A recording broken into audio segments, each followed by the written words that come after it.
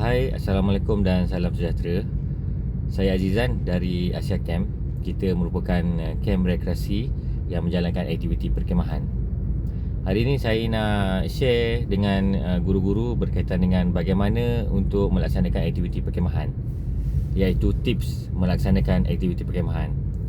Seperti mana yang kita tahu, perkhemahan adalah satu konsep aktiviti luar yang dijalankan oleh kebiasaannya badan unit beruniform. Dan kadang-kadang ada guru-guru yang menjalankan kem motivasi dan kem kepimpinan dengan cara perkhemahan. Dan perkhemahan ini kebiasaannya dilakukan di kem rekreasi, kem yang berada di hutan. Dan kadang-kadang ada guru, ada sekolah yang buat keputusan untuk mengadakan perkhemahan di sekolah. Dan kebiasaannya kemah ini diletakkan di padang. Jadi ada beberapa tips yang saya ingin kongsikan berkaitan dengan perkhemahan. Yang pertama adalah sebut saja pasal perkhemahan, kita berada di luar kawasan selesa, iaitu kita menjalani kehidupan mungkin 2 hari 1 malam ataupun 3 hari 2 malam dalam keadaan yang minimum. Dan tujuan perkhemahan ini bergantung kepada aktiviti dan program lah. Kalau camp unit uniform, tujuan dia adalah untuk menjayakan program camp unit uniform dan ada objektif-objektifnya. Kalau camp kepimpinan, mungkin tujuannya adalah untuk selaras dengan objektifnya, iaitu mendidik disiplin peserta. Kalau camp motivasi, mungkin tujuannya pula adalah untuk kepada pelajar-pelajar yang di bandar yang tidak pernah merasai susah. Jadi kesusahan tu menjadi pendorong kepada pelajar untuk menggunakan apa yang ada di sekeliling dia bagi menjayai program itu, menjayakan program itu selama 2 hari 1 malam. Jadi objektif perkhemahan ni berbeza-beza mengikut camp yang kita ingin jalankan. Yang pentingnya adalah, yang pertama berkaitan dengan kos untuk melaksanakan perkhemahan. Saya sarankan kepada guru-guru supaya kita jimatkan kos untuk perkhemahan dengan menyewa kemah daripada provider ataupun syarikat yang menyediakan khidmat perkhemahan. Memang jika kita beli, kita nampak akan jimat 3-4 tahun. Tetapi kos untuk menguruskan kemah ini sebenarnya lebih besar, kerana ia melibatkan satu bahan yang bahan kanvas yang boleh reput, yang boleh diduduki oleh semut kalau tak ada maintenance, kalau tak ada penjagaan secara bulanan. Kalau kering boleh berkulat, dan rod yang panjang tu untuk rangka kemah tu pun boleh rosak jika penjagaan dia tidak betul. Dan kalau kemah itu diletakkan di satu store yang pengudaran dia lembab, dan store tu bercampur-campur dengan peralatan kurikulum yang lain, jadi kemah itu pun ada kebarangkalian untuk cepat rosak. Jadi penggunaan kemah ini selepas program, ianya sangat sukar untuk dibasuh, untuk diuruskan. Sangat sensitif. Jika ada pasir sedikit pun dalam kemah tu, jadi dia akan menyebabkan kemah rosak cepat. Oleh itu, saya sarankan kepada guru-guru yang ingin melaksanakan program kamp perkhemahan yang tiada kemah, mesti elakkan daripada membeli kemah. Kerana pengalaman kita di Asia Camp, memang penjagaan kemah ini agak memang rumit dan memerlukan komitmen yang tinggi, dan juga perlu ada frequent check untuk kemah ni. Jadi bagaimana kita nak dapatkan kemah yang murah?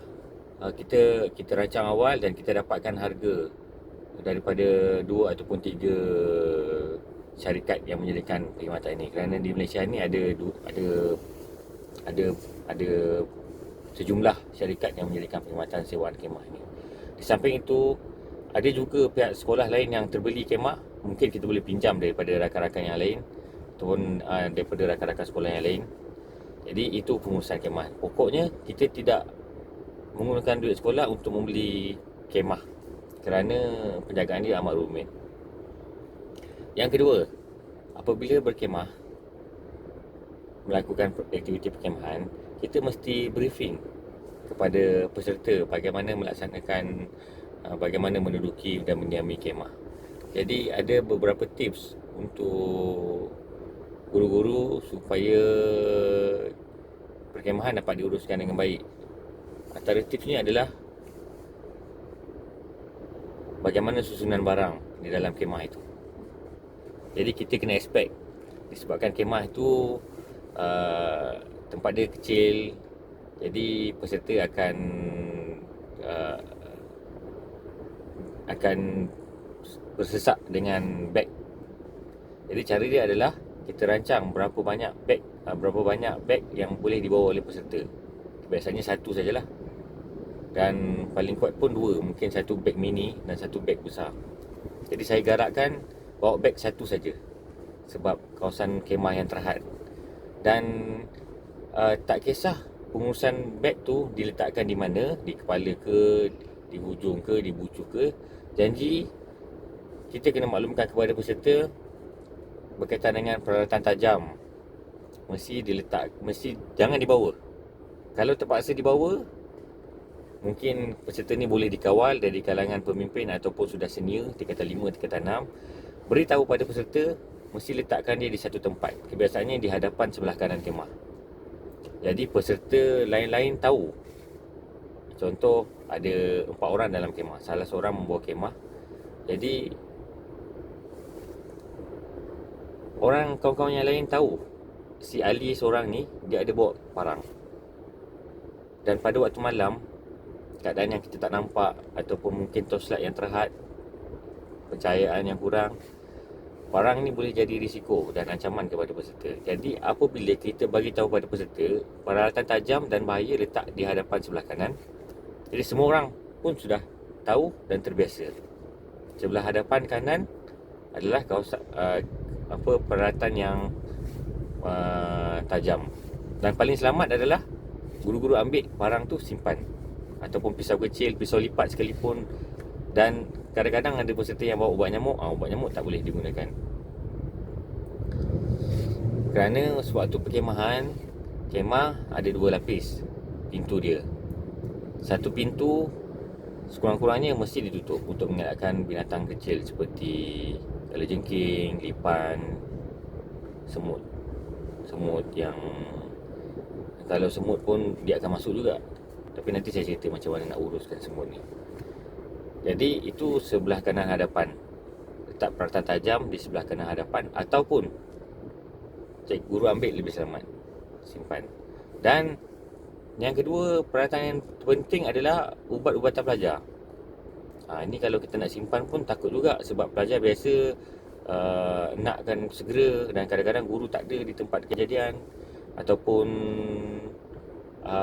kalau ada ramai guru, boleh simpan lah, supaya pengurusan ubat tu dapat digunakan semasa kecemasan. Ataupun boleh letak juga di hadapan sebelah kiri. Jadi semua peserta tahu itu adalah ubat peribadi peserta, yang kalau ada emergency, pengsan ke, asma ke, kawan lain boleh tolong ambilkan. Jadi untuk perkemahan, kebiasaannya hujan. Jadi kadang-kadang waktu hujan, kebiasaannya kemah memang kita kena expect basah. Tidak jaranglah saya dapat lihat kemah yang digunakan, disewa ataupun dibeli pihak sekolah, biasanya dengan harga yang sederhana, harga yang biasa. Memang kita kena expect kemah tu akan basah. Jadi macam mana nak elakkan kemah basah adalah kalau boleh berkemah di sekeliling kemah letak buat kalongkan kecil supaya air dapat mengalir ke tempat lain. Dan peralatan slipper, kasut, disarankan pelajar supaya diletakkan di hadapan pintu, dan bukan di hadapan kemah tu. Okey, di kawasan pintu tapi di bawah kemah, di bawah kanvas kemah. Jadi kalau hujan, risiko untuk basah kasut dengan slipper tu kurang. Okay, di samping itu, apabila kita melakukan perkhemahan, kita mesti tahu susunan. Kalau boleh, kalau kawasan tu terhad lelaki dan perempuan, pintu dia kita kena jaga-jaga. Pintu tu biar tidak menghadap satu sama lain. Kalau ada kemah tu direka 2 pintu, jadi terhadkan pada penggunaan satu pintu saja. Kita kena maklumkan kepada pelajar kalau kawasan tu terhad. Kalau kawasan luas, jadi asingkan penginapan lelaki dan perempuan supaya mudah kawalannya dan kita boleh jagalah aurat pelajar, kita boleh jaga kehormatan pelajar perempuan. Dan kita kena ingat, jika di waktu malam, kena pesan pada pelajar, kalau tukar pakaian, jangan buka lampu. Sebab jika buka lampu, dia akan nampak bayang-bayang dan ini pemandangan yang tidak elok lah kepada pelajar-pelajar. Okey, untuk mengelakkan semut, kalau ada makanan, biasanya letak di kantin ataupun di satu tempat makan lah. Jika pelajar ada bawa makanan peribadi, kena pesan pada pelajar, jangan benarkan bawa makanan-makanan manis seperti keropok, kerana tidak ada keperluan perkhemahan di situ. Jika pelajar ada bawa juga, pastikan apabila buka makanan tu, pastikan dihabiskan dan dibuang.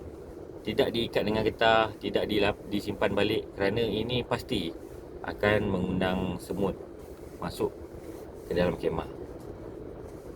Jadi disiplin yang utama dia adalah keluar saja mesti tutup kemah. Walaupun menggunakan, kalau ada 2 layer, walaupun menggunakan 1 layer. Kerana kita tidak tahu apa binatang yang akan masuk dalam dan percayaannya kurang. Jadi ini beri satu risiko yang kita sukar untuk uruskan nanti. Dan seterusnya, apabila melakukan perkhemahan, kita mesti berkhemah di kawasan yang agak lapang. Walaupun bukan di tengah padang, tetapi sekurang-kurangnya kalau kita boleh mengelak di bawah pokok, mengelak dari bawah pokok, itu yang kawasan yang terbaik. Kerana pokok ada kebarangkalian untuk dahan dia jatuh. Jadi itu saja perkongsian saya buat masa ini. Nanti saya akan explain lebih lanjut berkaitan dengan tips perkhemahan. Terima kasih.